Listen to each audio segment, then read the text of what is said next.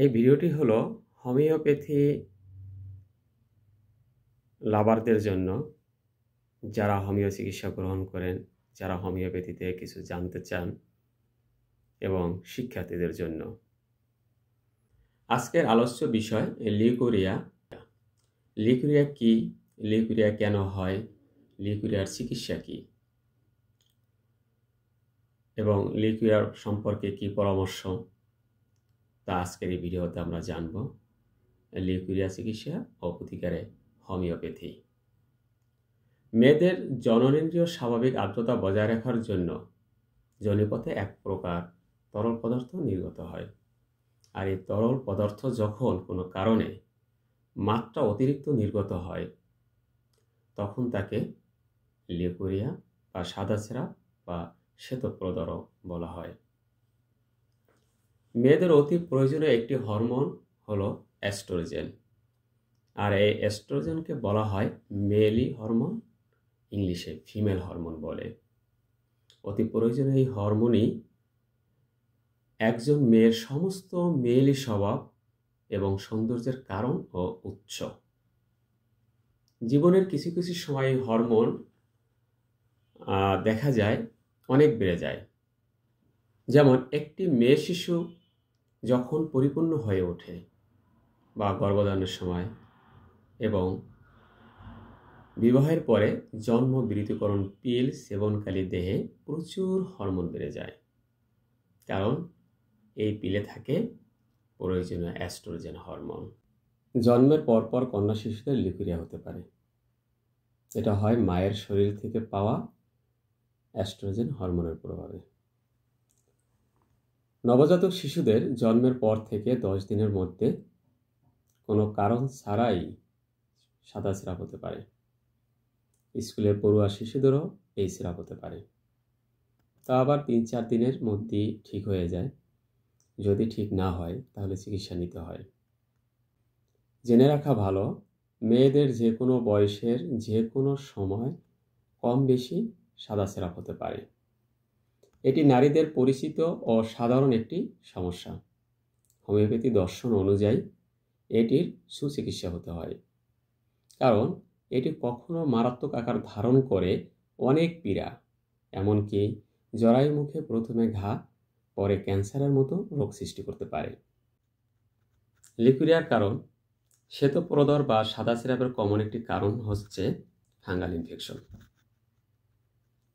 Fungal infection হলে shrub দুধের মতো সাদা চাপ চাপ আকারে বের হয় এবং যোনিতে প্রচণ্ড চুলকানি হয়। শারীরিক বিভিন্ন পরিবর্তন, হস্তমৈথুন বা মাস্টারবেশন, প্রাপ্ত বয়সে ডিম্বাশয় থেকে ডিম্বাণু নিঃসরণের সময়, অনিয়মিত মাসিক একেবারে বন্ধ, মাসিকের সময় ঋতুস্রাব কমে গেলে, বিবাহিতদের ক্ষেত্রে অনিয়মিত সহবাস, অস্বাস্থ্যকর পরিবেশ, দুর্বল স্বাস্থ্য, অপুষ্টি, ভিটামিন, প্রোটিন ও ক্যালসিয়ামের অভাব, রক্তশূন্যতা, কিডনির রোগ, যক্ষা, ক্লোরোসিস, হৃৎপিণ্ড বা ফুসফুসের কোনো পীড়ায় রক্ত সঞ্চালনে ব্যাঘাত, পুরাতন কোষ্ঠকাঠিন্য, জরায়ুতে প্রেসারি প্রয়োগ ও এর স্থানচ্যুতি, বিষণ্ণতা, জন্ম বিরতিকরণ পিলের পার্শ্ব প্রতিক্রিয়া, গরম আবহাওয়ায় অনেক সময় অধিকক্ষণ দাঁড়িয়ে কাজ করা, শিশুদের কৃমিজনিত সমস্যা ইত্যাদি কারণেও লিউকোরিয়া হতে পারে। এছাড়াও ট্রাইকোমোনাস, ক্যান্ডিডা অ্যালবিকান্স, ক্লামাইডিয়া,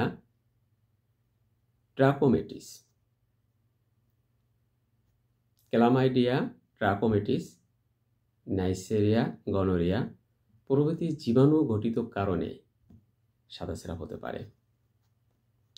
আমাদের দেশের প্রাপ্তবয়স্ক মহিলাদের সাদা স্রাব বেশিরভাগই জীবাণু দ্বারা আক্রান্ত হয়ে থাকে।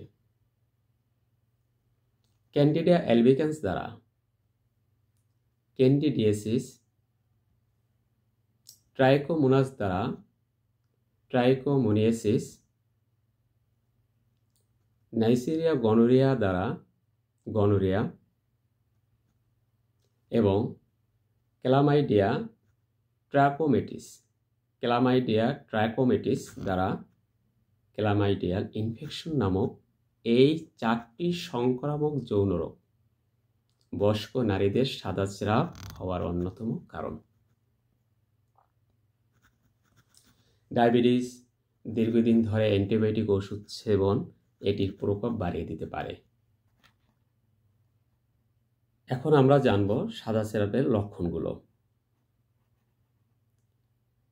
পীড়া আরম্ভের পূর্বে কারো কারো প্রথমে কোমরে ও কুঁচকির স্থানে টেনে ধরার মতো এক প্রকার ব্যথা, তলপেটে ভারী ও প্রস্রাব অল্প পরিমাণে হতে পারে। প্রস্রাবে কোথানি থাকে, তলপেটে চাপ দিলে ব্যথা লাগে। সামান্য জ্বর ভাবও থাকতে পারে। এই অবস্থা প্রকাশ হওয়ার 3-4 দিন পরে জরায়ু থেকে স্রাব নির্গত হয়। স্রাব প্রথমে তরল, স্বচ্ছ ও আঠার মতো চটচটে থাকে, দেখতে ঠিক ডিমের লালা বা শ্বেতাংশের মতো। ডিমের কুসুম বাদ দেওয়ার পরে যে সাদা অংশটি থাকে দেখতে ঠিক সেই সাদা অংশের মতো, পরে ক্রমশ ঘন ও পুঁজের মতো হয়। প্রথম দিন থেকে 6 থেকে 7 দিনের মধ্যে জ্বর ভাব সহ স্রাবের পরিমাণ কমে গিয়ে সমস্যাটি প্রকৃতভাবেই সেরে যায়। আবার কারো কারো ক্ষেত্রে পীড়াটি দীর্ঘদিন চলতে থাকে। এটি সবুজ রক্ত মিশ্রিত, চাল ধোয়া পানির মতো হলদে সবুজ মিশ্রিত, পনিরের মতো, দুধের মতো সাদা, ভাতের মারের মতো সাদা, কখনো তরুণ সর্দির মতো দেখতে, কখনো গাঢ় ইত্যাদি প্রকারের স্রাব নির্গত হতে পারে। আবার কিছু স্রাবের কারণে যোনিদ্বার চুলকায়, ঘা হয় ও জ্বালা করে। এই স্রাব মাসিক হওয়ার পূর্বে ও পরে বা যে কোনো সময় হতে পারে। যৌন সংক্রামক রোগ বা জীবাণু সংক্রমণের দ্বারা সাদা স্রাব হলে তার প্রাথমিক প্রধান লক্ষণ হচ্ছে অতিরিক্ত পরিমাণে সাদা স্রাব হওয়া, দুর্গন্ধযুক্ত হওয়া এবং যৌনাঙ্গে চুলকানি বা অন্যান্য উপসর্গ দেখা দেওয়া। যেমন ট্রাইকোমোনাস ভ্যাজাইনালিস নামক জীবাণুর কারণে হলে স্রাবের পরিমাণ বেশি হয়। স্রাব কখনো সাদা দইয়ের মতো বা ভাতের মারের মতো, কখনো কিছুটা ঘন সবুজা বা হলদে কালারের হয়। ক্যান্ডিডা অ্যালবিকন্স জীবাণুর কারণে হলে যৌনাঙ্গে চুলকানি হয়। গনোরিয়ার জীবাণু দ্বারা হলে স্রাবে দুর্গন্ধ হয়। সব ক্ষেত্রেই তলপেটে, কোমরে বা পিঠে ব্যথা হতে পারে। শরীর দুর্বল, মাথা ঘোরা, খাবারে অরুচি ইত্যাদি উপসর্গ থাকতে পারে। ঘন ঘন প্রস্রাবের বেগ ও প্রস্রাবের জ্বালা পোড়া হতে পারে। এখন আমরা জানব সাদা স্রাবের চিকিৎসা। হোমিওপ্যাথিক চিকিৎসা রোগের নামের উপর কোনো ওষুধ প্রয়োগ করা যায় না, এটা আগে মনে রাখতে হবে। কেউ করলেও তাতে ভালো ফল পাওয়া যায় না, কারণ এই চিকিৎসায় রোগ ও রোগীর লক্ষণ সমষ্টির মাধ্যমে ঔষধ নির্বাচন করে চিকিৎসা দিতে হয়। তাই যে কারণেই লিকুরিয়া হোক না কেন, তার সঠিক ওষুধ নির্বাচনের মাধ্যমে চিকিৎসা দিতে পারলে অতি দ্রুত ও স্বল্প সময় লিকুরিয়া আরোগ্য করা সম্ভব। হোমিওপ্যাথি দর্শন মতে সোরা, সিফিলিস ও সাইকোসিস এই 3টি বিষের প্রভাবে মানবদেহে সমস্ত প্রকারের রোগ আসে। আর সাইকোসিস বিষ হলো উক্ত 3 প্রকারের মধ্যে একটি। এই জন্যই কোনো হোমিওপ্যাথি চিকিৎসকের মতে এটি একটি সাইকোটিক পীড়া, কারণ সাইকোসিস দোষ থেকে উৎপন্ন হতে পারে এটি।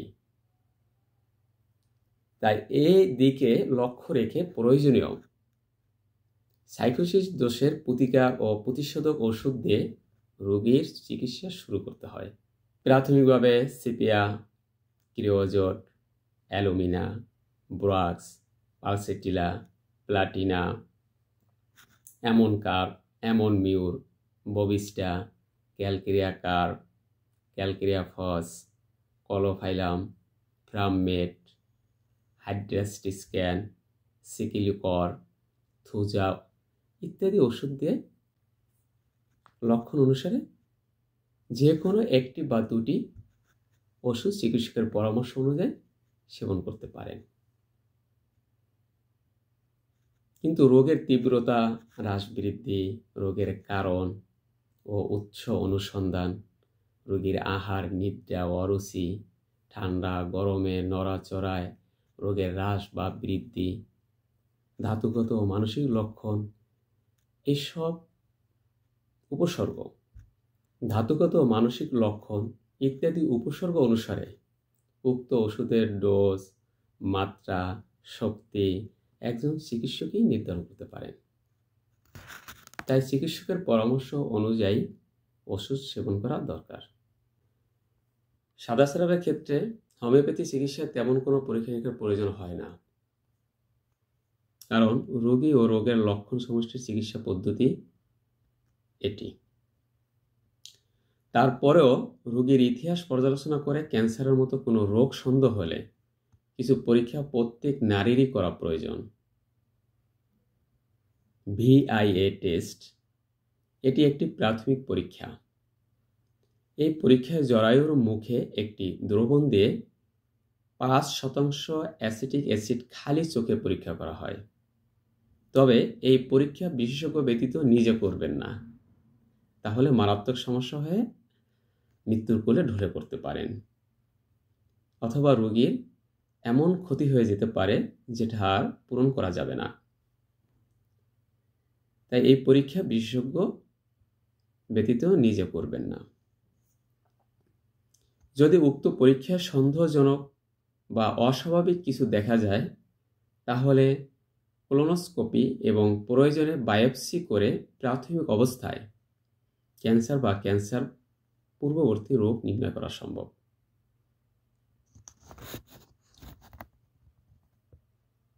সাদা সিরাপ রোগীর জন্য কিছু পরামর্শ আছে। কারো কারো বয়ঃসন্ধিকালে মাসিক শুরু হওয়ার আগে এবং মাসিক শেষ হওয়ার পরে কয়েকদিন কোনো কারণ ছাড়াই সামান্য সাদা সিরাপ নির্গত হতে পারে। এটি স্বাভাবিক তেমন কিছু না। এ ধরনের সাদা সিরাপ সাধারণত প্রতি মাসে হবে না। যদি প্রতি মাসে ও দীর্ঘদিন চলতে থাকে এবং কোনো সমস্যা তৈরি করে, তাহলে চিকিৎসা নিতে হবে। অতিরিক্ত মানসিক চাপ ও টেনশন, ব্যক্তিগত অপরিচ্ছন্নতা ও অপুষ্টি এই সমস্যাটিকে আরও বাড়িয়ে দেয়। তাই অতিরিক্ত মানসিক চাপ ও টেনশন একেবারে দূর করা না গেলেও সহনীয় পর্যায়ে নিয়ে আসতে হবে। সর্বদা পরিষ্কার ও পরিচ্ছন্ন থাকতে হবে। নিয়মিত ধোয়া ও পরিষ্কার অন্তর্বাস করতে হবে। 100% সুতি কাপড়ের অন্তর্বাস ব্যবহার করতে হবে। ঠিকমতো পুষ্টিকর ও স্বাস্থ্যসম্মত খাবার খাবেন। পর্যাপ্ত বিশুদ্ধ খাবার পানি পান করবেন। রসালো ফল, শাকসবজি ও দেশি ফল বেশি বেশি খাবেন। সুগন্ধি ও বডি স্প্রে ব্যবহার না করাই ভালো। কুসুম গরম পানি ও কম ক্ষারযুক্ত সাবান ব্যবহার করা উচিত। আরেকটি কথা না বললেই নয়, অনেক রোগী এসে বলেন, আমি অনেক চিকিৎসা করিয়েছি, অনেক ওষুধ খেয়েছি, ব্যবহার করেছি, টেস্ট করিয়েছি, কিন্তু কোনো রোগ ধরা পড়েনি, তবুও এই চিকিৎসায় কোনো উপকার পাইনি। আসলে অ্যালোপ্যাথি চিকিৎসায় জীবাণুঘটিত কারণে লিকুরিয়া হলে রোগীকে টিনিডাজল, মেট্রোনিডাজল গ্রুপের ওষুধ খেতে দেয় এবং অনেক সময় অ্যান্টিফাঙ্গাল ক্রিম, ভ্যাজাইনাল ট্যাবলেট ব্যবহার করতে দেয়। ক্ষেত্র বিশেষে অ্যান্টিবায়োটিকও খেতে দেয়। কিন্তু বাস্তবে দেখা গেছে যে রোগীদের ভাষ্য অনুযায়ী অনেক রোগী এই চিকিৎসার কোনো উপকারই পান নাই। প্রকৃতপক্ষে এ ধরনের রোগীদের জন্য হোমিও চিকিৎসাই অধিকতর ভালো। যে কারণেই লিকুরিয়া হোক না কেন, তা হোমিও চিকিৎসা সম্পূর্ণ আরোগ্য সম্ভব। সাইড এফেক্ট মুক্ত হোমিও চিকিৎসা নিয়ে সুস্থ থাকুন।